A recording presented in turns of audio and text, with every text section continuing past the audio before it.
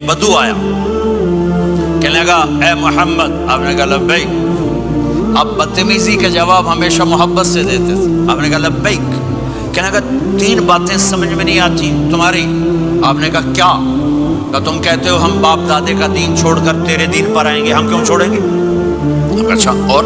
کہ تم کہتے ہو روم فتح ہو جائے گا، ایران فتح ہو جائے گا، اتنے بڑے بادشاہ کہ تیرے فقیر بندے کیسے فتح کریں گے؟ اچھا تیسری؟ کہ تم کہتے ہو مر کے مٹی ہو کر پھر زندہ کیے جائیں گے، کون زندہ ہوا ہے آج تک؟ کوئی پیو دادا ساڈا اٹھی تھے قبریں سارے موئے پہن کتھوں آ گئے؟ آپ مسکرائے، آپ نے کہا لعلک تطول بک الحیا، انشاءاللہ تیری زندگی لمبی ہوگی، تو دیکھے گا سارا عرب میرا کلمہ پڑھے گا، ایران اور روم بھی ٹوٹ کے آئے گا، اور باقی رہے گی تیسری بات مر کے اٹھنے والی، تو اس دن تیرا ہاتھ پکڑ کے تجھے بتاؤں گا تیسری گل پوری ہوئی کہ نہیں ہوئی۔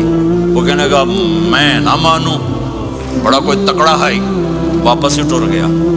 جب مکہ فتح ہوا، عرب مسلمان ہو گیا، کہنے لگا بھی ایک غلطہ ہو گئی۔ حضرت عمر کے زمانے میں ایران بھی فتح ہو گیا اور روم بھی فتح ہو گیا، کہنے لگا دوئی بھی ہوگی کہ تری ہو ہی نہ جاوے پلیا کلمہ پڑھ لے۔ تو اس نے کلمہ پڑھا اور ہجرت کر کے مدینے آ گیا اور زندگی مدینے گزاری۔ حضرت عمر جب وہ آتا ان کی مجلس میں، حضرت عمر اس کو فل پروٹوکول دیتے، تو صحابہ حیران ہوتے ایک بدو کے لیے عمر جیسا بندہ پروٹوکول کیوں دیتا ہے؟ تو ایک دن انہوں نے فرمایا میں تمہیں بتاؤں میں سے کیوں پروٹوکول دیتا ہوں؟